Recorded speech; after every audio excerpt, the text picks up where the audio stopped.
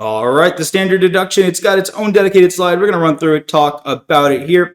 It's a fixed amount of money that taxpayers can subtract from their taxable income, which reduces the amount of tax they owe. I mean, obviously, we've talked about it coming up so far. It's an alternative to itemizing deductions where taxpayers can list and claim specific expenses that they've incurred during the year, as we see as well. The standard deduction is available to all taxpayers, regardless of whether they have any itemized deductions. So if you're just like me, you come out of college, well, not but a few years now, but when you're coming out of college, you probably don't have a lot of crazy, wild things going on, like property taxes and wild medical expenses, God forbid, and all of those. So you're probably just taking the standard deduction until you progress in life a little bit and life gets more complicated.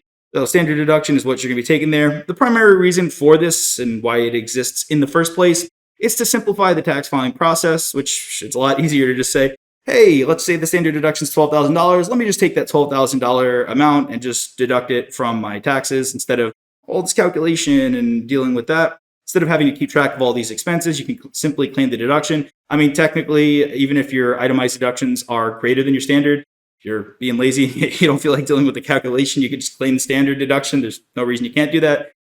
But for the purposes of the test, you're going to go through and calculate and do the work for the itemized. And in real life, I'd say it's worth it, right? Save some money. Don't give it to the government unnecessarily. Tax preparation, easier and quicker with the standard deduction for sure. Another reason for this is to ensure that low and middle income taxpayers are not burdened by a disproportionate amount of taxes. The standard deduction, this is a different standard deduction. It's essentially just an extra amount tacked on to the original one.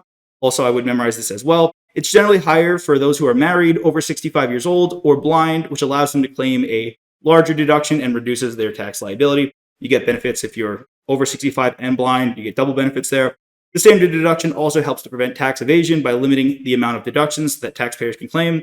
So, for example, if you get a Schedule C, this is something we'll see throughout the entire exam. If you have a Schedule C or you got a business, you can claim whatever deductions. You can go wild. I mean, they're not substantiated deductions. If they're not real expenses, then obviously you get audited. You're going down. But the vast majority of tax returns the IRS gets by number are individual ones. Now, in terms of the percentage of taxes they collect, I'm not going to get into the statistics on that, but it makes it easier for the IRS to just say, okay, we're not worried about these individuals claiming all these crazy wild deductions. Makes it a lot easier. If they take the standard deduction, we don't have to worry about it at all.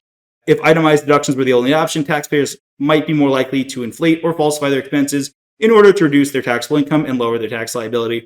So even if whenever you take the standard deduction, just imagine an IRS agent in the office just saying, "Woof, I don't have to worry about that. It's a lot easier. I don't have to go in and audit their itemized deductions." Just what I like to think about. All right, moving along. Here it is. That's where the standard or itemized deductions would go. Again, familiarity with the tax forms, I think, is paramount of importance. If you disagree with me, okay, sounds good. Just trying to help you out here. So let's keep moving along as well. All right, the additional standard deduction, we talked about this a little bit further. Not too much here to see. Essentially, it's just an extra amount for those who are aged 65 or older, or those who are blind. Again, this is something that does change year to year. Please memorize it. Age requirement, blindness for spouses. Married taxpayers who file a joint return can claim each the additional standard deduction if they meet the age or blindness requirement. So you could claim potentially up to 4 additional standard deductions if both spouses are 65 or older and blind. Filing status, it varies depending on the filing status. And itemized deductions, taxpayers who choose to itemize their deductions instead of claiming the standard deduction cannot claim this additional. So if you're 65 or older, or blind, or anything like that, you cannot take itemized as well as the additional standard deduction. You still have to choose there.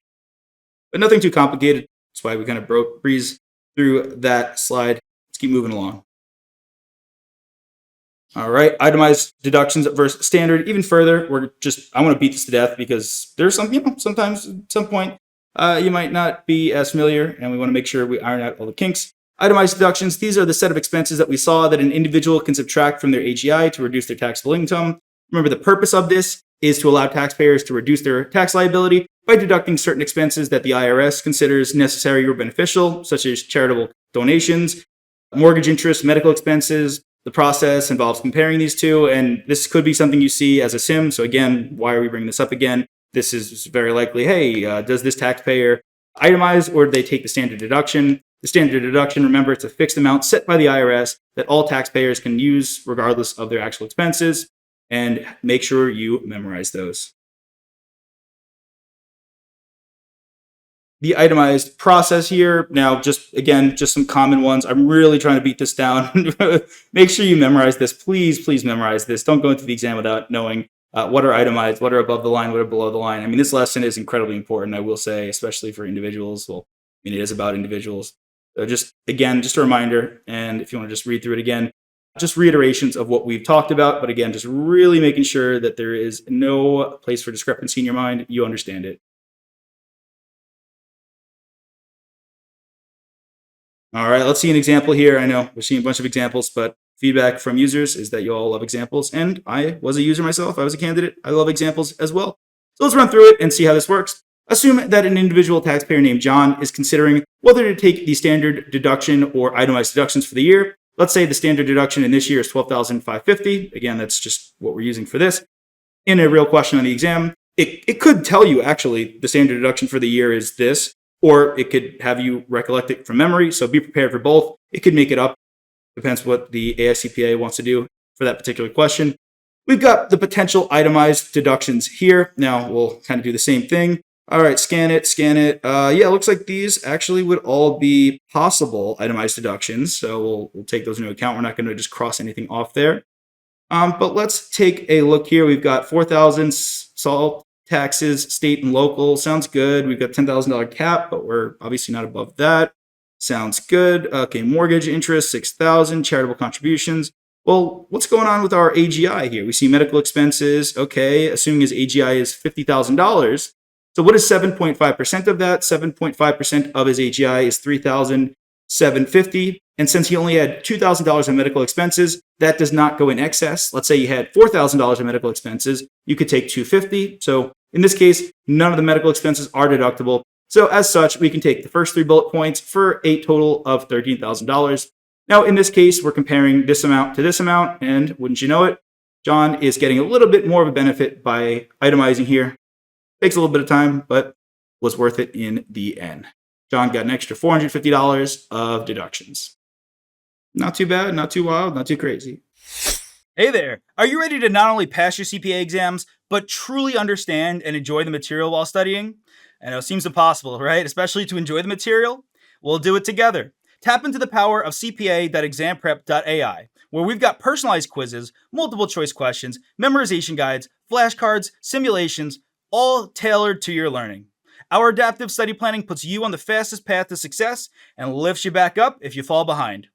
Avoid wasting your precious time and money attempting an exam with a low chance of passing, because who wants that? We want to get you through this process as quick as possible. Our exam readiness prediction lets you walk in with confidence, knowing that you're prepared for success on exam day. Thankfully, there's no payment method needed to get started, so why don't you come join us? Visit cpa.examprep.ai and let's achieve your exam success together.